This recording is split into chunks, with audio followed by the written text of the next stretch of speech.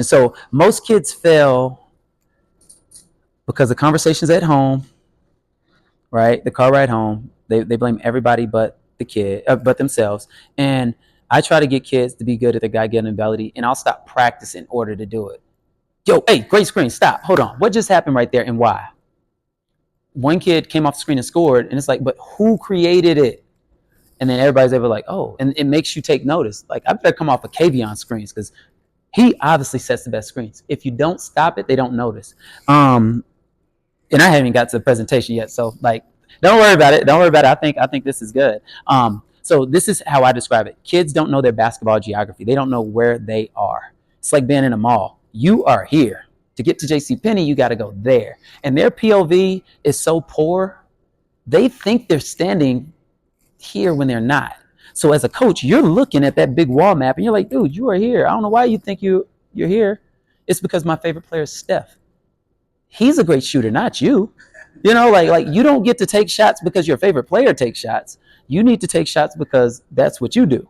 And so I spend a lot of time in the app. I'm gonna share it with you all. I shared it with Rich and Lisa, and basically one of the things on there, if I haven't taken it off yet, is you have to know your strength, the weakness within your strength, and your weakness. And this is how we establish that. So let's say you said shooting. Let's say shooting is my strength.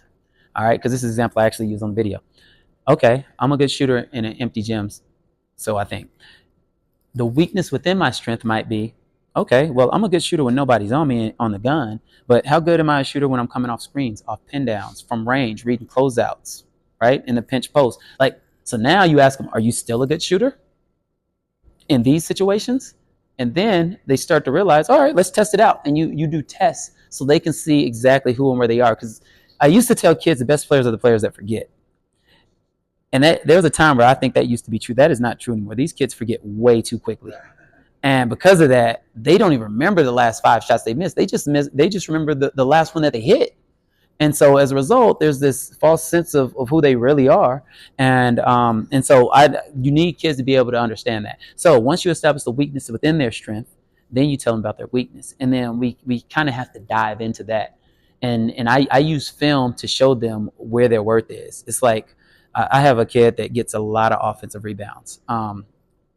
And matter of fact, his name's Evan. He plays for the HSA. He's a little Mexican kid, like probably this much to me. Just relentless. He has just bought into that role, and he wanted to shoot, and now he shoots catch and shoot threes, and he's pretty high percentage. But if there's a shot, he's going and getting it. And we've done whole film breakdowns of just watching him get us extra possessions. And we even did one stat that I can remember. There was 41 shots attempted in the game from the other team, and we won by 6 because we took 49 shots. And Evan had 5 offensive rebounds, 3 steals, and he touched 4 other rebounds.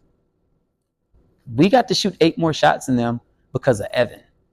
And so like everybody on the team is just like, they recognize who he is, and because he's getting praised because of it in front of his peers, and I'm rewarding it, right? Like, hey, you get to play more because of this thing that you do. So catch them when they're good. I mean, because and I look, I'm super guilty of this. When I first started coaching, because I'm a believer that, you don't sing kid praises all the time, because it's like, hey, you're supposed to do the things you do good at. You get better because of what you're not good at. And so I would stop practice every time there was a mistake. And then I was like, I got to learn to catch kids when they're good. Oh, hold on. Hey, way to retreat dribble, because we don't retreat dribble. So somebody finally did it. Let's stop practice because of that. And let's recognize it. And now all the other kids, if you catch them when they're good, they're like, man, I want coach to say that for me. And then they take that on and start doing that as well. So catching a kid when they're good, I think, can help them embody the role that you really want them to have.